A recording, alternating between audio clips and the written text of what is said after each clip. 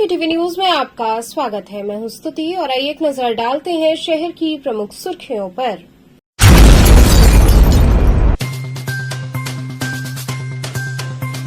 रमना के कचरा treatment plant से निकलने वाले धुएं से परेशान लोगों ने किया विरोध प्रदर्शन।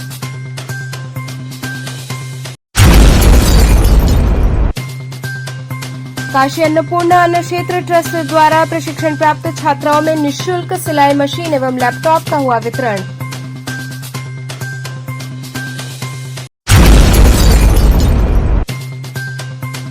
आचार्य सीताराम चतुर्वेदी महिला महाविद्यालय में मेगा कैंपस प्लेसमेंट का हुआ आयोजन।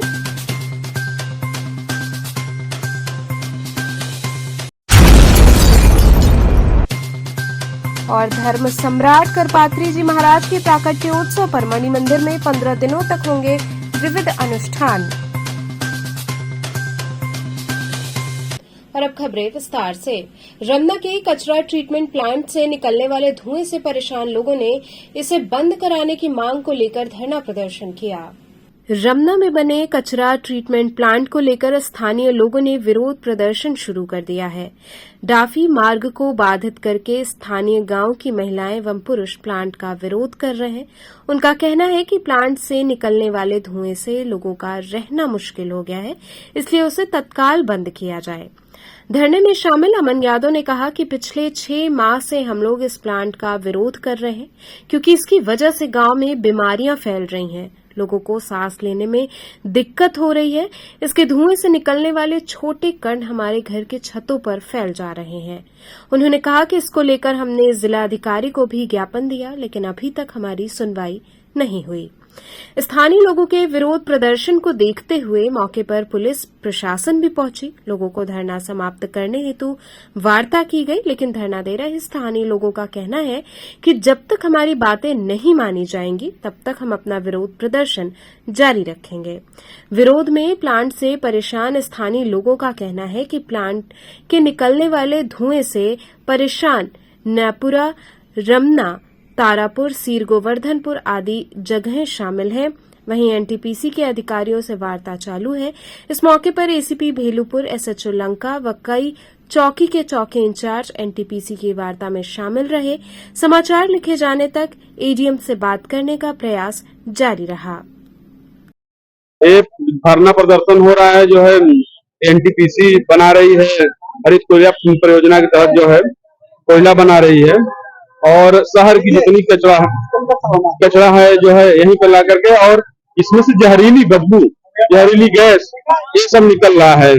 इसको हम लोग इनसे कई बार मिला गया कि आपका धुआं जो है गांव गांव में घुस रहा है, घर घर में जा रहा है, और इतनी ज्यादा आपकी बदबू कर रही है।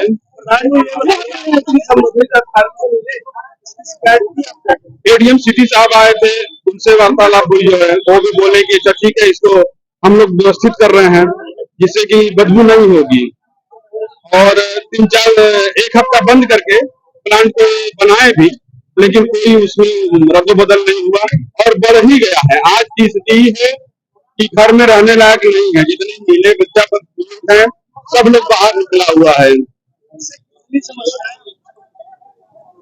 इससे जितने दमा वाले मरीज हैं, अस्थमा वाले जितने हैं, मान के चलिए हमारे ग्राम सभा में 3-4 मृत्यु ऐसी हुई है जो कि अस्थमा के मरीज ही थे। बच्चों पे बहुत असर पड़ रहा है। बच्चे पागल बन के घूम रहे हैं, घर से भाग जा रहे हैं। जब आदमी कूलर चला दे रहा है तो पूरा एकदम गैस भर जा रहा है घर में। और मांग यही है कि इसको सरकार जो है इसको स्वीकृति देके देखे और इसको बंद करे। यह धरना प्रदर्शन जो है कि हमारे अगल बगल कई गांव, आप यहाँ पर मौके पे खड़े हैं, आपको हवा में धुएं की और जहरीला धुएं की सुगंध आ रही होगी जले हुए की। यह समझ लीजिए, यह समस्या लगभग 6 महीने से हम लोग यह पूरे ग्रामवासी डीएम ऑफिस से लेके फलनवा ढेकलवा लगातार भाग दौड़ कर रहे हैं। 27 तारीख इससे पहले धरना प्रदर्शन हुआ था ऑफिस में, इन लोग शासन प्रशासन के जानकारी में अनुमति दिया गया। 27 तारीख आप लोग से बैठक होगा, 27 तारीख भी हुई है। शासन प्रशासन भी हम लोग का साथ नहीं दे रहा है। यह सब जो है कि जो पूंजीपति सब अपना प्लांट डाले, सब पूरी सरकार पूंजीपतियों को बचाने में लगी हुई है। आज हम लोग के गांव खलिहान में बड़े बुजुर्ग नौजवान माता बहने बच्चे जन्मजात बच्चों के बारे में आपको दिए हुए बच्चे कैसे सांस लेते होंगे, हमारे बुजुर्ग माता बहने कैसे सांस लेती होंगी। क्या हम लोग गाँव घर छोड़ के चले जाए? हम लोग गाँव घर इन पूंजीपतियों के कर कारखानों की वजह से हम लोग अपना गाँव घर जमीन छोड़ के चले जाए। हम लोग धरना प्रदर्शन पे बैठते हैं तो शासक प्रशासक के लोग हड़काते हैं। हम लोग अब डरने वालों में से नहीं है। या तो हम लोग की मांग नहीं सुनी जाएगी इस गुंगे बहिरे सरकार में, तो हम लोग क्या करेंगे, विधानसभा के सामने आत्मदाह करने का कार्य करेगा। यहाँ मन यादव आत्मदाह करने का कार्य करेगा। लेकिन इस जो गांव की समस्या, कई गांव की समस्या जो बनी है, आज हम लोग सड़कों पर है, तो इसका हल निकाले बिना हम लोग छोड़ने वालों में से नहीं। चक्का जाम करने का हम लोग का मात्र यही उद्देश्य है। यहाँ जो एनटीपीसी का ये कार्य चल रहा है, जहाँ प्लास्टिक से कूड़े से कोयला बनाने का काम हो रहा है, जिसकी वजह से इधर 20 गांव प्रभावित है।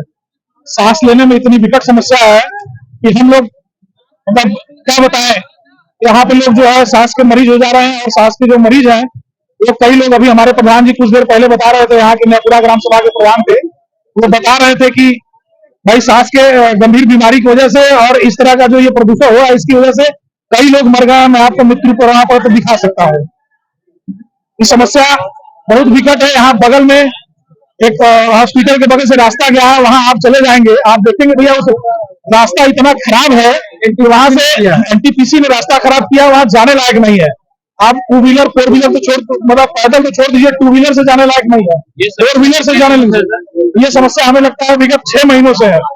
और ये एनटीपीसी वाला जब से कोयला बनाना शुरू किया है प्लास्टिक से कबाड़ से, तब से इधर अगल बगल मतलब दिन में तो अभी आप महसूस कर रहे हैं कि नहीं? अभी मैं आप लोगों से पूछना चाहता हूँ, यहाँ स्मेल आ रही कि नहीं, महक आ रही कि नहीं? आप खुद महसूस कर सकते हैं। मेरा जिला प्रशासन से बस यही मांग है, जो भी जिम्मेदार अधिकारी है, जो भी इसके जिम्मेदार काम करने वाले लोग हैं, उनसे यही मेरा अनुरोध है कि इसका निराकरण करें, जल्द से जल्द इस समस्या को दूर करें। हम ये नहीं कह रहे हैं कि एकदम इसको यहाँ से हटाएं, लेकिन हटाने का ये है कि इसका कोई ऐसा अनुचित उपाय करें कि क्षेत्र में इस तरह की गंदगी न हो, इस तरह की बदबू न हो, इस तरह का कूड़ा न डंप किया जाए, जिससे जो है यहाँ पे पेशेंटों की संख्या बहुत तेजी से बढ़ रही है, उनमें इजाफा न हो आगे चलकर। अभी तक कोई अधिकारी जिम्मेदार, करीब हमको लग रहा है 1.5 घंटे से धरना प्रदर्शन चल रहा है। हमारे साथ में क्रांतिकारी साथी भाई अमन जी हैं, यहाँ के प्रधान सोमनाथ जी हैं, राहुल यादव छात्र सभा के राहुल यादव जी हैं, हमारी महिला सभा की एक जिला अध्यक्ष रेखा पाल जी थी, ब्लॉक प्रमुख की प्रत्याशी रही रीता यादव जी थी, और तमाम यहाँ आप देख रहे हैं सारे जिम्मेदार लोग, यहाँ के क्षेत्र के जितने भी सम्मानित लोग हैं, सब लोग हैं यहाँ पर। काशी अन्नपूर्णा अन्न क्षेत्र ट्रस्ट द्वारा प्रशिक्षण प्राप्त छात्राओं में निःशुल्क सिलाई मशीन व लैपटॉप का वितरण किया गया। मां अन्नपूर्णा जगत पालनहार हैं। इनके आशीर्वाद से शिव की नगरी काशी में कभी कोई भूखा नहीं सोता। मंदिर ट्रस्ट लगातार समाज सेवा में जुटा है। लोगों के इलाज से लेकर महिलाओं के स्वावलंबन के लिए निरंतर प्रयासरत रहने वाले इस अन्नपूर्णा मंदिर ट्रस्ट ने महिलाओं को स्वावलंबी बनाने के लिए ट्रस्ट के द्वारा महिलाओं में सिलाई मशीन वितरित करने के पश्चात निःशुल्क कंप्यूटर प्रशिक्षण केंद्र सत्र पूर्ण होने पर डीसीए और टेली में प्रथम स्थान प्राप्त करने वाले छात्र छात्राओं को लैपटॉप दिया गया।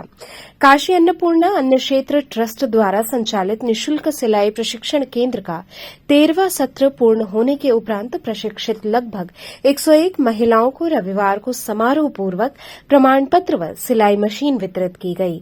इस मौके पर मां अन्नपूर्णा मंदिर के महंत शंकरपुरी जी महाराज ने कहा कि संस्था समाज हित के कार्यों में लगातार बनी हुई है। ट्रस्ट व मठ मंदिर समाज हित के लिए अनेक कार्य कर रही है और आगे भी करती रहेगी। आर्यमेला पीजी कॉलेज के सभागार में आयोजित समारोह में मुख्य न्यासी मंदिर महंत शंकरपुरी और मुख्य अतिथि भाजपा विधायक डॉ नीलकंठ तिवारी व मुख्य अतिथि रमेश कुमार प्रांत प्रचारक काशी और विशिष्ट जनों ने दीप प्रज्वलित कर कार्यक्रम का शुभारंभ किया। मुख्य अतिथि ने संस्था द्वारा महिलाओं को समाज हित में चलाए गए इस कार्यक्रम की सराहना की। सिलाई मशीन पाकर प्रशिक्षित बेटियों और माताओं ने संस्था के इस पुनीत कार्य के लिए आभार जताया।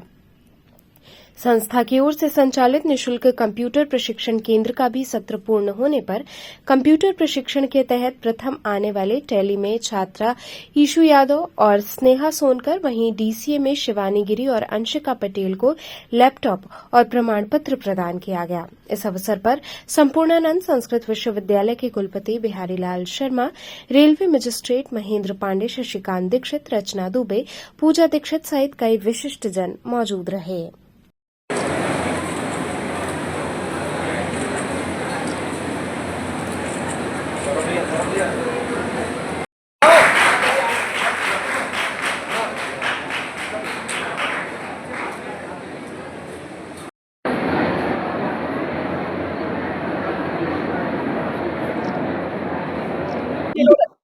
महाराज जी, क्या था आज का कार्यक्रम? और काशी अन्नपूर्णा ट्रस्ट की तरफ से आज जो कार्यक्रम था, इस साल भर 2 लड़कियों को प्रशिक्षण दिया गया, सिलाई, बुनाई, कढ़ाई, और 2 बैच के बच्चे थे जिसमें कंप्यूटर से संबंधित उनको शिक्षा दी गई थी। 6-6 महीने का बैच चलता है।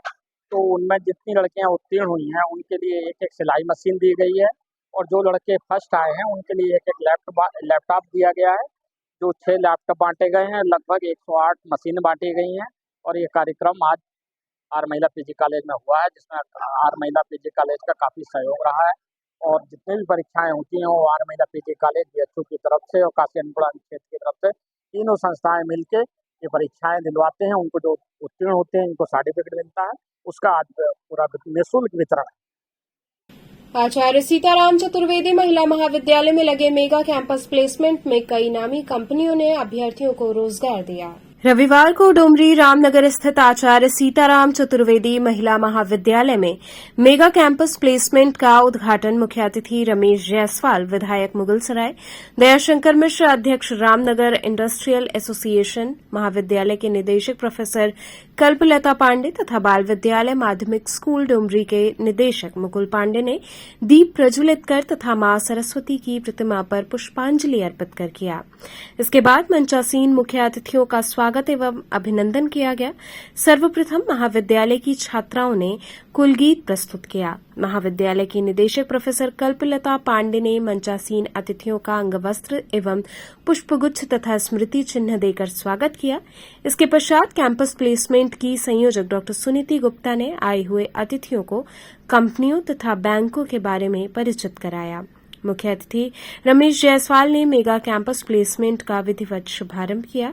दयाशंकर मिश्र, अध्यक्ष रामनगर इंडस्ट्रियल एसोसिएशन ने आए हुए अभ्यर्थियों को इंडस्ट्रियल स्टेट रामनगर में इंटर्नशिप हेतु प्रोत्साहित किया।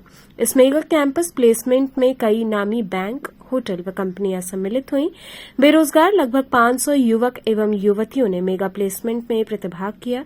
इस अवसर पर बाल विद्यालय माध्यमिक स्कूल प्रहलाद घाट की प्रधानाचार्य स्नेहलता पांडे तथा डुमरी शाखा की प्रधानाचार्य नीता त्रिपाठी, ग्राम प्रधान सेमर गुलाब सोनकर, मोनालिसा आदि गणमान्य लोग उपस्थित रहे।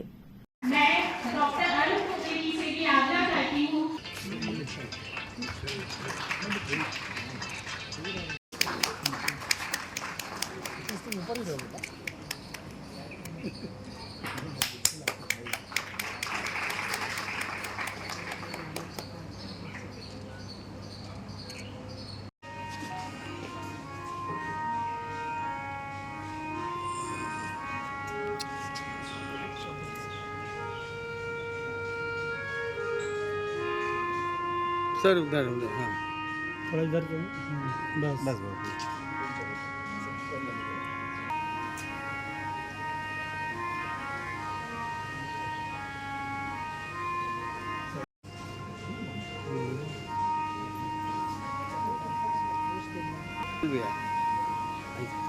इधर देखिए थोड़ा सा पीछे से बना हुआ मूर्ति सही था।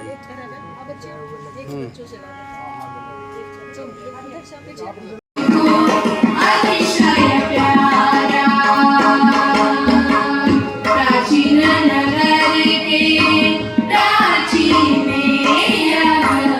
देवालय स्थित काशी में, प्राचीन नगर के प्राचीन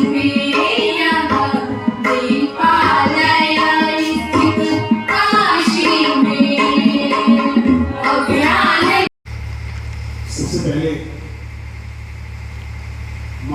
चरणों में नमन करता हूँ। इस विद्यार्थी मंदिर जहाँ हम सब लोग उपस्थित हैं, अपने जीवन के परिष्कार के साथ साथ अपने व्यक्तित्व के परिष्कार के प्रयत्न में जितना आप सार्थक भूमिका में होते हैं, उससे ज्यादा महत्वपूर्ण भूमिका मैंने कुछ ही पल में इस विद्यालय के निदेशक महोदय से बातचीत करके मैंने महसूस किया। लक्ष्य आधारित जीवन होना चाहिए और लक्ष्य आधारित इंसान का काम भी होना चाहिए। हमें इसलिए इस महत्वपूर्ण जीवन को कहाँ खर्च करना है, इस महत्वपूर्ण जीवन का उपयोग कहाँ करना है, हमारे जीवन का लक्ष्य कैसा होना चाहिए। हम अगर शिक्षा क्षेत्र से जुड़े तो हमें व्यक्तित्व के परिष्कार और लोगों के जीवन में उन्नति लाने के लिए कौन से मूलभूत जरूरतों को अपने जीवन में निकाल करके अपने पाठ्यक्रम के अलावा उसको जोड़कर एक अच्छा नागरिक, एक अच्छा देशभक्त, एक अच्छा बेटा या बेटी बनाने के भी प्रयास में विद्यालय को प्रयत्नशील रहना चाहिए। मैं यहाँ पहली बार आया, लास्ट ईयर में मुझे यहाँ निमंत्रित डायरेक्टर महोदय ने मुझे बुलाया था, परंतु राजनीतिक व्यस्तता के कारण मैं यहाँ इस इतने उत्कृष्ट कार्यक्रम से वंचित रह गया। इस कार्यक्रम में बहुत सारे लोग उपस्थित हैं, बहुत अच्छे प्यारे प्यारे बच्चे, भाई बहन सारे लोग उपस्थित यहाँ हैं।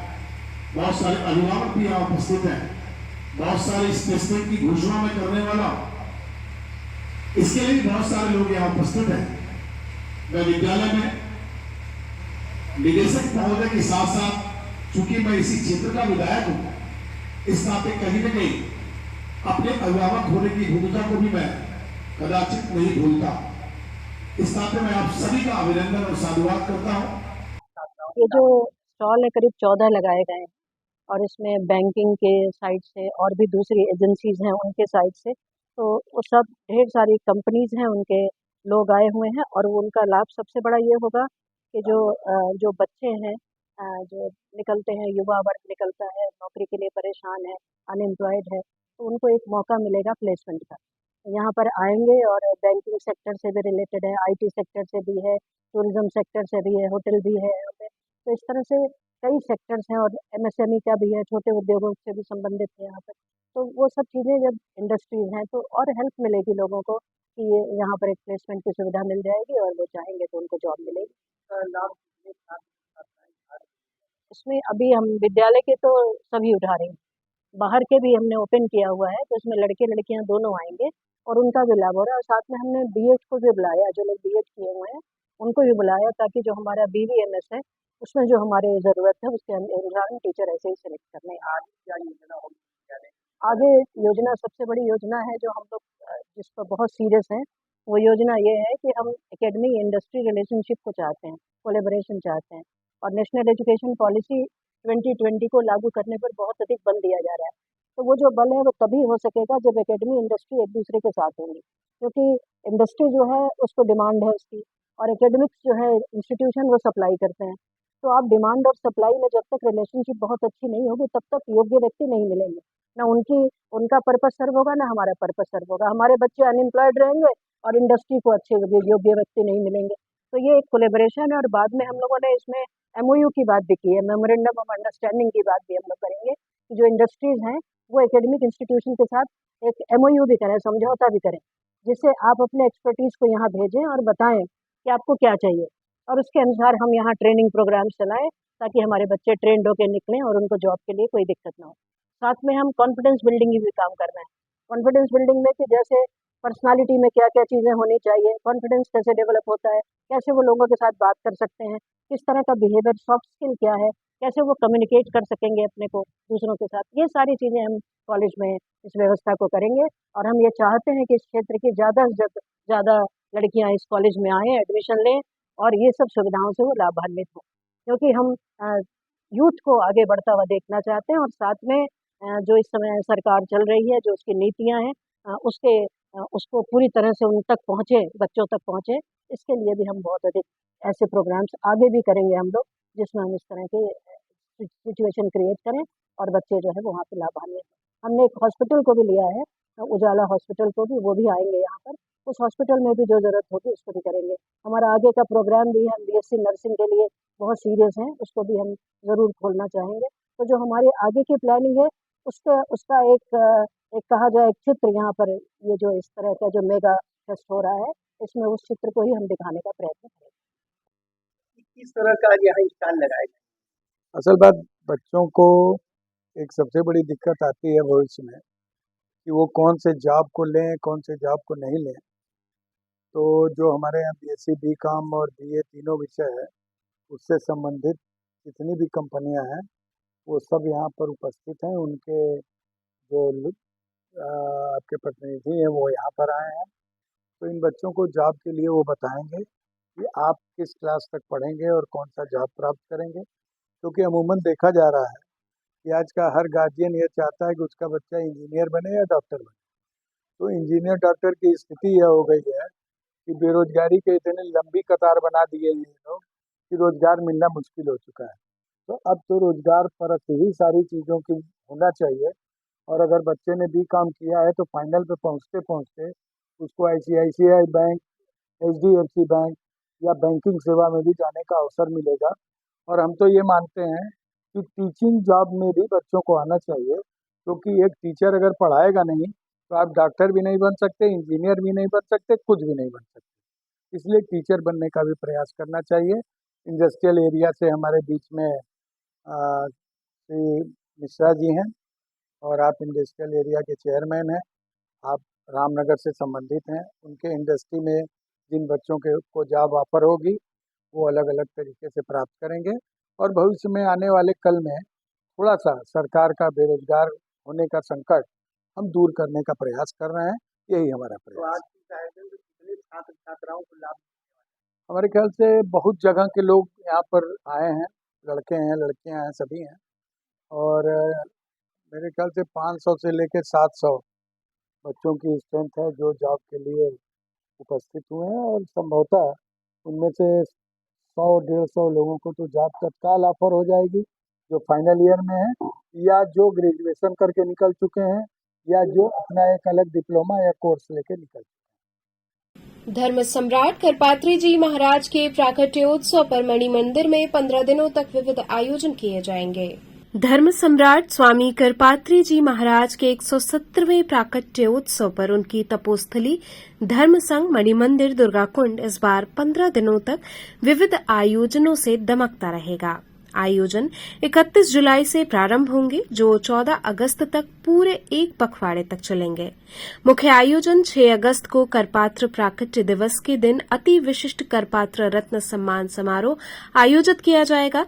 वहीं एक दिन पूर्व 5 अगस्त को सायंकाल करपात्र दीपावली का आयोजन होगा, जिसमें इस वर्ष 42,705 दिए जलाए जाएंगे।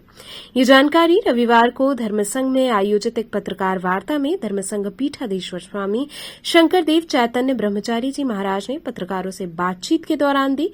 उन्होंने बताया कि 31 जुलाई से 6 अगस्त तक प्रांगण में वृंदावन के ब्रजनंदन जी महाराज के श्रीमुख से श्री शिव महापुराण की कथा कही जाएगी। इसके उपरांत 7 अगस्त से 13 अगस्त तक प्रख्यात कथा मर्मज्ञ सुधीरानंद जी महाराज द्वारा श्रीराम कथा का रसपान कराया जाएगा। प्राकट्योत्सव का समापन 14 अगस्त को श्री गौरी केदारेश्वर जलाभिषेक यात्रा के साथ होगा। उन्होंने बताया कि 6 अगस्त को प्राकट्य दिवस के दिन धर्म संघ में सुबह से ही अखंड भंडारे का आयोजन होगा, जो देर रात तक अनवरत चलता रहेगा। इसमें हजारों श्रद्धालुओं के लिए भोजन प्रसाद की व्यवस्था की गई है। धर्म संघ के महामंत्री पंडित जगजीतन पांडे ने बताया कि आयोजन की तैयारियां जोरों पर हैं। बाहर से आने वाले भक्तों के लिए रहने खाने का पूर्ण प्रबंध किया गया है। उन्होंने बताया कि 6 अगस्त को मिलने वाले करपात्र रत्न एवं करपात्र गौरव के लिए नामों की घोषणा जल्द कर दी जाएगी।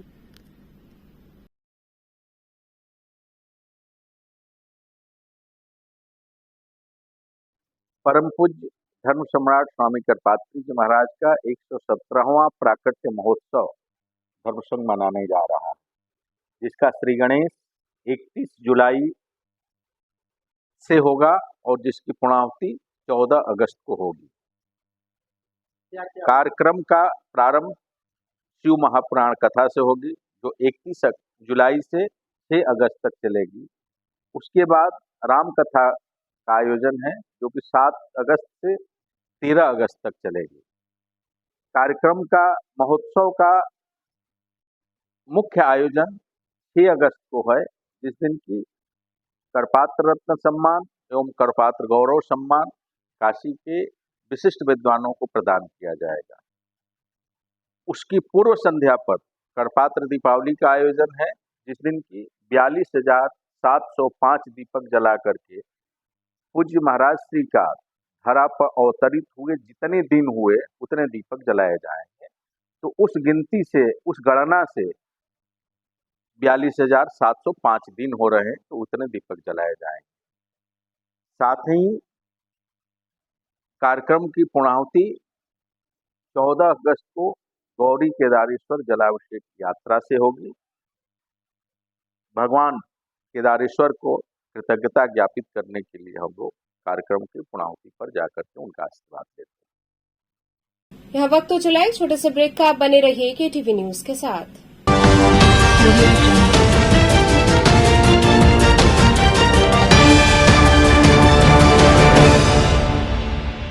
खबरों से जुड़े रहने के लिए हमारे चैनल KTV वाराणसी को सब्सक्राइब करें और लेटेस्ट अपडेट्स के लिए बेल आइकन को प्रेस करें।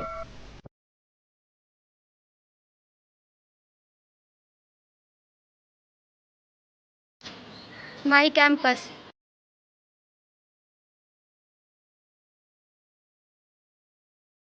माई classroom, my library,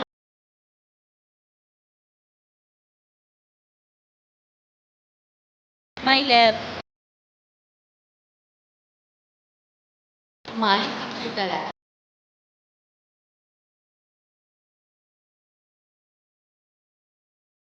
This is our playground.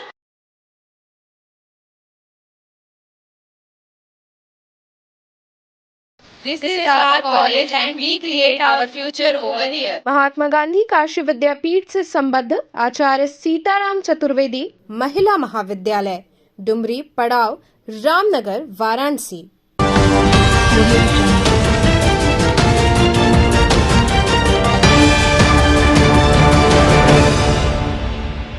खबरों से जुड़े रहने के लिए हमारे चैनल KTV वाराणसी को सब्सक्राइब करें और लेटेस्ट अपडेट्स के लिए बेल आइकन को प्रेस करें। ब्रेक के बाद आपका स्वागत है। वाराणसी के 2 आलीशान होटल पर बुलडोजर चलाया गया। विरोध के बीच ADM सिटी ने सिर से वार कर दिया। वाराणसी के बनारस कोठी और रिवर पैलेस होटल पर बुलडोजर चलाया गया। VDA के अफसरों ने होटल सील किया था। शनिवार को पुलिस ने होटल खाली कराया। 90 कमरों की 5 मंजिला इस होटल को तोड़ने के लिए 5 बुलडोजर लगाए गए। जब होटल मालिक खुर्शीद आलम ने विरोध शुरू किया, तब ADM सिटी आलोक कुमार ने उन्हें सिर मार दिया। इसके बाद उनके मुंह से खून निकलने लगा। इसके बाद सपोर्ट में करीब 100 लोग इकट्ठा हो गए, मगर बुलडोजर कार्रवाई जारी रही। वाराणसी विकास प्राधिकरण के मुताबिक होटल को वरुणा नदी के डूब क्षेत्र में बनाया गया है। 8 साल पहले भी होटल को सील किया गया था। इसके बावजूद होटल ने कंस्ट्रक्शन जारी रखे, यात्रियों की बुकिंग भी लेता रहा, इसलिए अब होटल गिराने की कार्रवाई हो रही है। ये होटल बुद्ध विहार कॉलोनी में बनाए गए हैं। VDA की टीम बनारस कोठी होटल पहुंची। ये होटल 5 मंजिला का है। होटल मालिक मोहम्मद जाफर खान की VDA अफसरों से बहस हो गई। बात करते हुए वो बेसुध हो गए। होटल स्टाफ ने उन्हें संभाला। होटल के अंदर तोड़फोड़ के बीच बाहर पुलिस फोर्स तैनात रही। होटल मालिक के परिजन भी बाहर पहुंच गए। ACP अतुल अंजान शनिवार को पुलिस और प्रशासन की टीम के साथ बनारस कोठी पहुंचे। होटल को खाली कराया गया। VDA टीम ने होटल संचालक को खाली करने का नोटिस दिया था। प्राधिकरण अवर अभियंता अतुल कुमार मिश्रा ने होटल के खिलाफ केस दर्ज कराया था।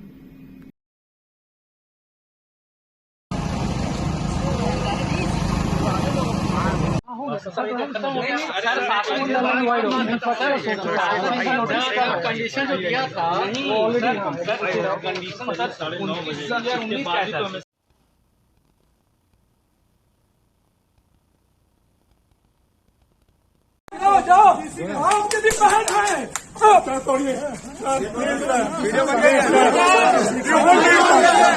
क्या बनास होटल रिवर पैलेस बनासकोठी के हम मालिक हैं। मेरे पिताजी की डेथ हो चुकी है।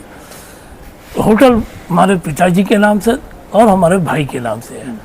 लाइसेंस भी हमारे होटल का पास है। हमारा एक होटल का नक्शा 1999 का है, दूसरे होटल का नक्शा 2012 का है। 2014 में ग्रीन बेल्ट निर्धारित हुई। आपने खुद लिख के दिया कि ग्रीन बेल्ट के अंदर जो भी मकान आएगा उसको अपना उसकी ये कॉपी है, ये जोनल महोदय साहब की है।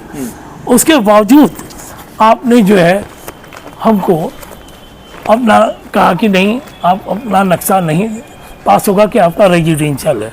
हमने कमर्शियल कराने के लिए अपना इनके यहाँ दरखास्त पर दरखास्त दिया और उसके बाद जो है आज हमारे होटल को तोड़ने आ रहे हैं। कल रात 26 को इन्होंने एप्लीकेशन दिया।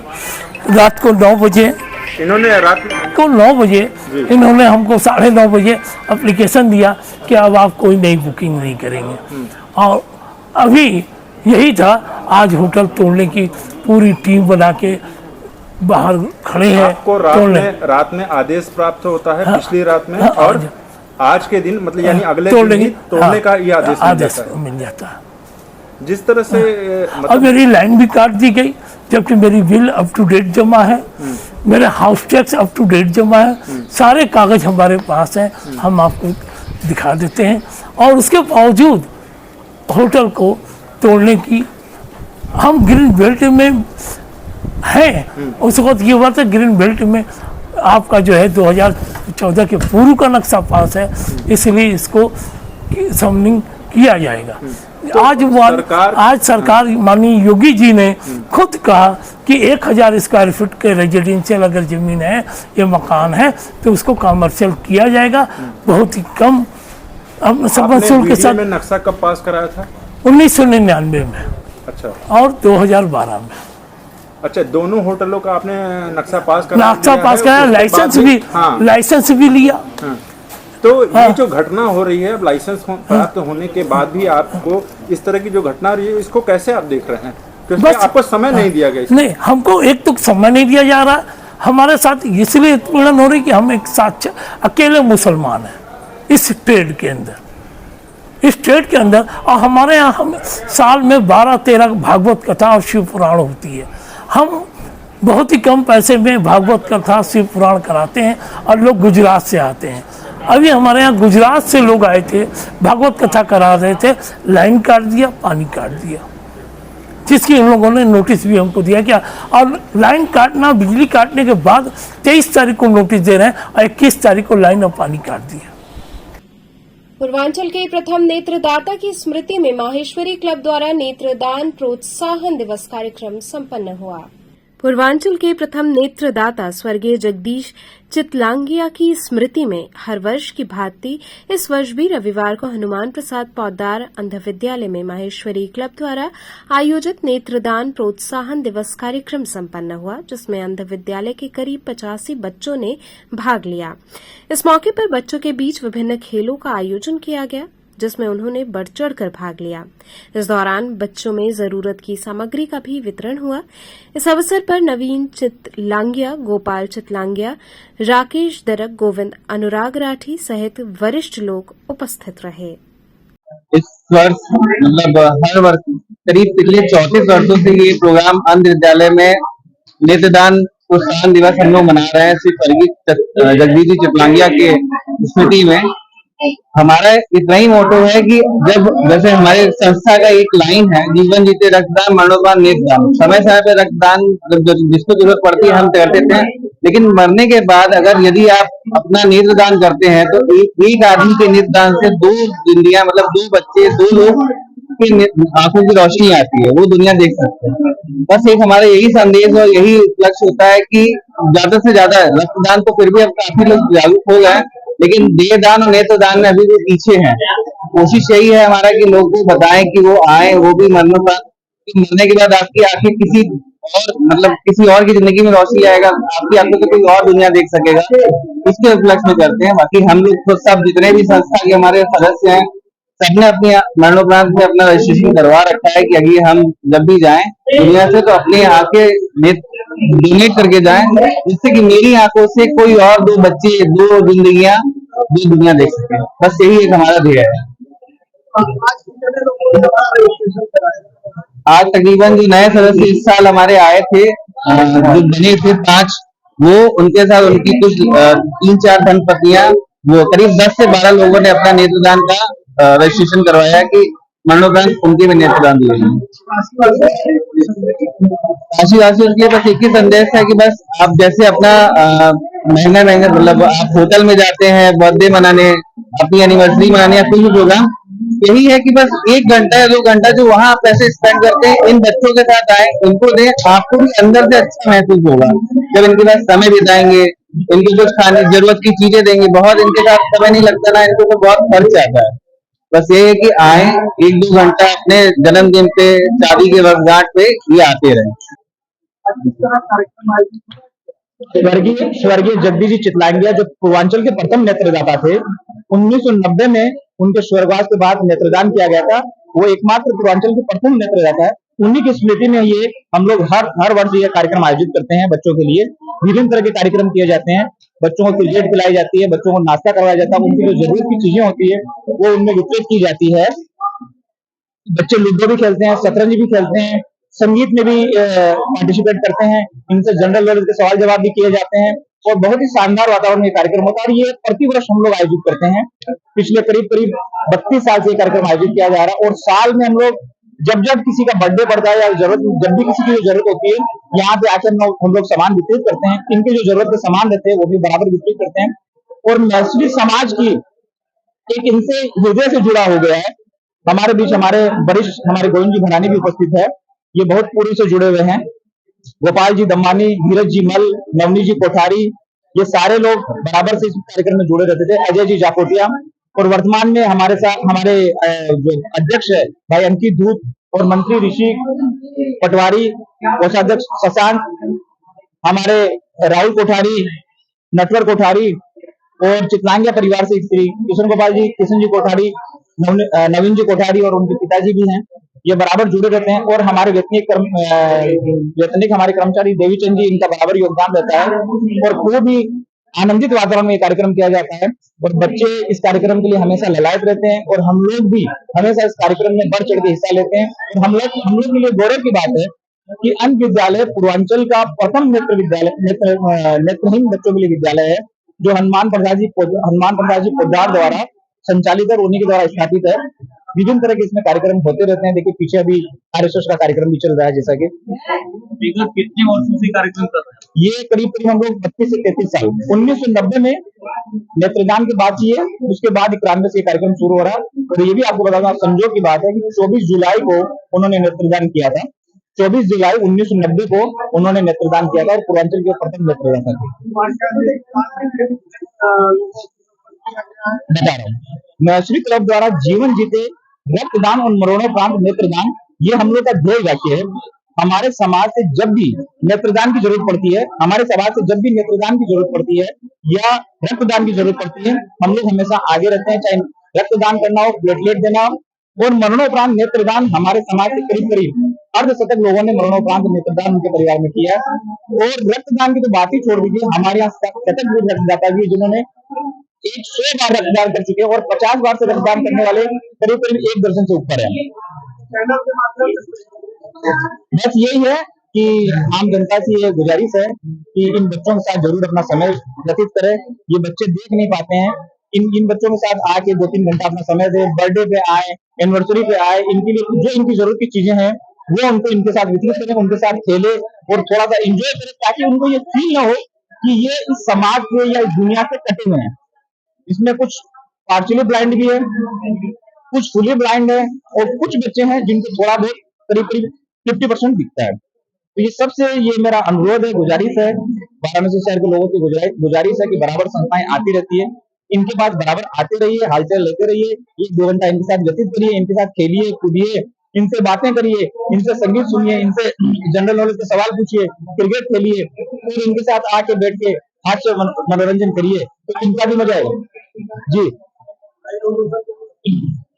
आई डोनेशन के लिए मैं एक ही बात कहना चाहूंगा कि हमारे भारतवर्ष में इतनी बड़ी जनसंख्या है, अगर हम लोग आई डोनेट करते हैं, एक व्यक्ति अगर आई डोनेट करता है तो उसमें 2 व्यक्तियों की रोशनी आती है।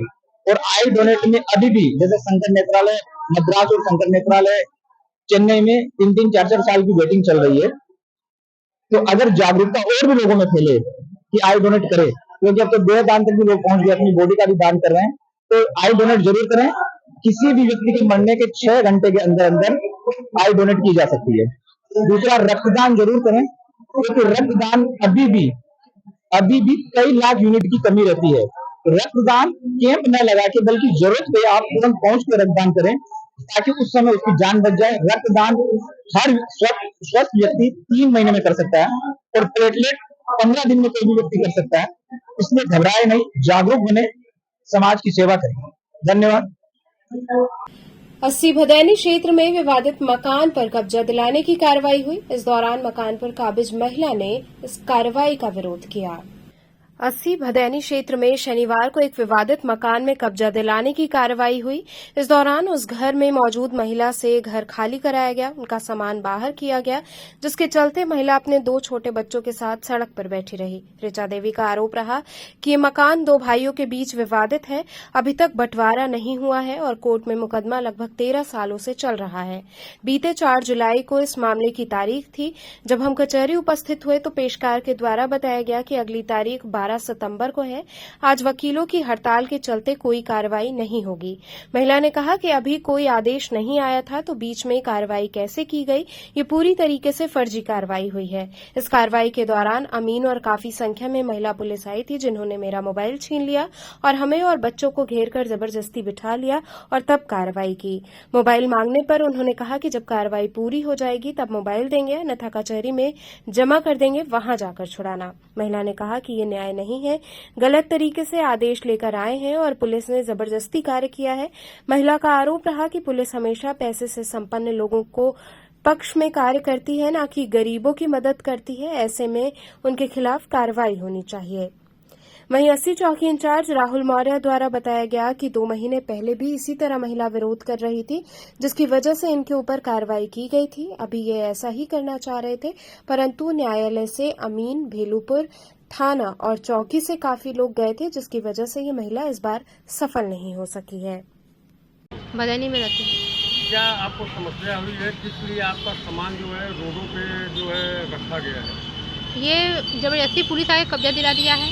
ये मकान विवादित है, मुकदमा चल रहा है इसका, जो कि ये लोग फर्जी तरीके से आए हैं और जबरदस्ती सामान निकाल कर बाहर करके और ऐसा काम कर रहे हैं। दीवार उठा दिए अंदर से, जाने का रास्ता था उसको बंद कर दिए हैं। एक ही लेटरिन बाथरूम में एक ही मकान है। इसके बीच में विवाद था और कितना पुराना है विवाद? ये मतलब कि हमें लगता है 25 साल पुराना है, जिसका मुकदमा 13 साल से चल रहा है कचहरी में। और ये विवादित मकान है 2 भाइयों के बीच का, बंटवारा नहीं हुआ है। अब वो भाई क्या किया है ये किसी को नहीं मालूम। लोग तो ऐसा कह रहे हैं कि जो है कचहरी से सम्मन आया। नहीं, अभी कचहरी सम्मन कैसे आएगा? 4 जुलाई को तारीख था, इस मकान के संबंधित 4 जुलाई को तारीख था, जिसपे कि हम उपस्थित हुए। वहाँ पे हम कचहरी की फाइल देखे तो मालूम चला, वहाँ पे जो पेशकार होते हैं वो बताए कि इसका तारीख लगा है 12 सितंबर को। आज वकीलों की हड़ताल है, इसलिए आज कोई कार्रवाई नहीं होगी। तो वहाँ आदेश कोई लिखा ही नहीं था, जो कि जज साहब से पर्सनली डायरेक्ट बात करके हम लोग कहे थे कि मकान विवादित है, जो कि उस पर कोई कार्रवाई अभी ना हो जाए, जो कि फाइल उनके पास रखा गया था। तो ये बीच में कार्रवाई हुई कैसे, जब फाइल जज साहब के पास है और वहाँ पे कुछ भी नोटिस नहीं लगा है, हमें कोई जानकारी नहीं है, फिर भी ये आदेश आ गई, कैसे आ गई? मकान अभी किसके नाम? मकान अभी तुलसी साहब के नाम है, मेरे ससुर हैं। कौन आए थे आपका मकान खाली कराने? अभी तो बोल रहे थे कि हम अमीन आए हैं। और कौन आया था? बस अभी तो खाली अमीन का ही बोल कर गए हैं। पुलिस? हाँ, पुलिस आई थी, एक राहुल नाम था वो आए थे, एक निहारिका साहू थी, लेडीज पुलिस बहुत सारी थी, इसका नाम हम पढ़ नहीं पाए। वो लोग हमें घेर कर बिठा दिए अंदर, जबरन एकदम हमको पकड़े हुए थे, मेरे बच्चों को भी बैठा दिए थे अंदर और सारा काम इन लोग करने दिए। मेरा मोबाइल भी छीन लिए, छीन कर कह रहे हैं कि जब सारा कार्रवाई हो जाएगा तुम्हारा मोबाइल वापस करेंगे, नहीं तो मोबाइल हम कचहरी में जमा कर देंगे, जाकर अपना छुड़ा लेना, तुमको जिसको जो करना होगा बाद में कर लेना। क्या मांग करती हैं आप शासन प्रशासन से? हम चाहते हैं कि ये न्याय नहीं है, ये आदेश गलत तरीके से लेकर आए हैं, जिसकी जानकारी हमें बिल्कुल नहीं थी। अगर पता होता तो हम इतनी भिखारी जैसी ज़िंदगी तो नहीं जी रहे होते, हम सब कुछ सही कर चुके होते। हम बात बंटवारा था तो बंटवारा क्यों नहीं हुआ? बंटवारा नहीं करने दिए वो, और बंटवारा उसका भाई चाहता भी नहीं था।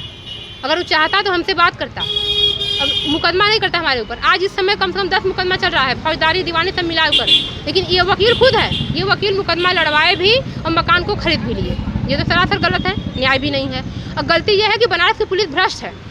यहाँ की पुलिस से आप कभी कोई उम्मीद करिएगा ही मत, सब खाली घूसखोरी करते हैं, घूस खाते हैं, खाकर और सारी लोग हमको जबरदस्ती मारा। उस सब हमको टच करने का अधिकार नहीं था, उस हमको कहे कि हम तुमको जेल में बंद कर देंगे, बंद करने की धमकी देकर, डांट कर, डपेट कर सब हमको जबरी मोबाइल छीन के ये सब काम किया। जब कार्रवाई सारी समाप्त हो गई, हमको हमारे कमरे में इसमें लाकर पटक के तब सब उनको कब्जा दिलाकर तब सब गए हैं।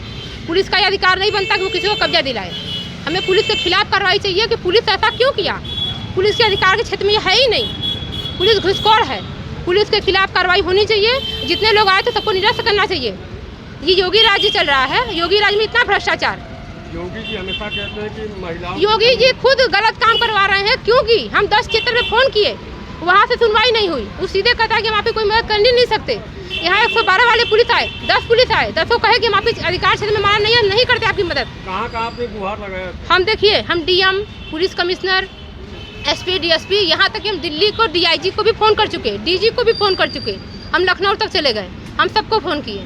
सबकी यही बात है कि आपकी कार्रवाई हो रही है, आपको दिक्कत है, आप दिल्ली जा सकती हैं। हम दिल्ली तो जा ही सकते हैं, लेकिन यहाँ की पुलिस भ्रष्ट है, इसके खिलाफ कार्रवाई होनी चाहिए। यहाँ की पुलिस हमेशा मजबूरों का साथ नहीं देती है, जो पैसे वाले बल हैं उनका साथ देती है। हमारी बात नहीं है, आप जनता में किसी से पूछ लीजिए, पुलिस वालों को ये आप सुने होंगे, उनकी बुराइयाँ तो अथाह पड़ी हैं। ये सांसद एरिया है पीएम का, फिर भी यहाँ इतना अत्याचार, ये बहुत गलत है। क्या मांग करती हैं? पुलिस वालों के खिलाफ कार्रवाई चाहते हैं हम, जैसे वो कब्जा दिलाए हैं वैसे वो खाली करवाया कर, नहीं तो ये ऐसे नहीं ठीक है। ये जो किए हैं पुलिस वाले बहुत गलत किए हैं, हम पुलिस से ये तो नहीं चाहते हैं। पुलिस मेरी मदद कभी नहीं करती है। ये घटना 17 मार्च को भी हो चुकी है, उस दिन हमारी पुलिस मदद नहीं की, लेकिन हम फिर भी हम कब्जे में थे तो ये लोग दीवार नहीं उठाने दिए, थोड़ा हाथापाई हुआ, नहीं उठाने दिए तो हो गया। हम थोड़ा सा ये लोग हमको सब पकड़ पाए, लेकिन हम पकड़ने नहीं दिए अपने आप को, हम बाहर नहीं निकले तो हमें पकड़ नहीं पाए लोग। आज हमें ये लोग धमकी दे रहे हैं, तुम्हारे बच्चे को भी पकड़ेंगे, तुमको भी पकड़ के ले चलेंगे। ये गलत है, पुलिस को इतना धमकी नहीं देना चाहिए हमको। ऐसा कार्रवाई कर रहा है वो कौन है? जो गोपाल है वो कौन आपके रिश्ते में? हाँ, वो मेरा जेठ लगता है, उमा शंकर के भाई हैं वो। तो चलते चलते पुनः एक नजर डालते हैं शहर की प्रमुख सुर्खियों पर।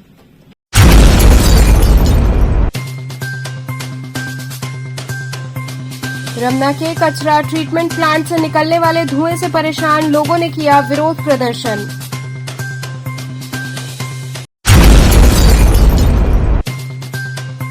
काशी अन्नपूर्णा अन्न क्षेत्र ट्रस्ट द्वारा प्रशिक्षण प्राप्त छात्राओं में निःशुल्क सिलाई मशीन एवं लैपटॉप का हुआ वितरण।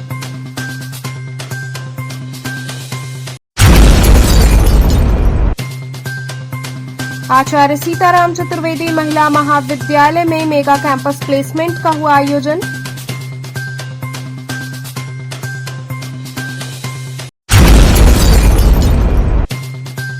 और धर्म सम्राट करपात्री जी महाराज के प्राकट्योत्सव पर मणि मंदिर में 15 दिनों तक होंगे विविध अनुष्ठान। तो थे आज के समाचार, कल फिर होगी मुलाकात, तब तक के लिए नमस्कार।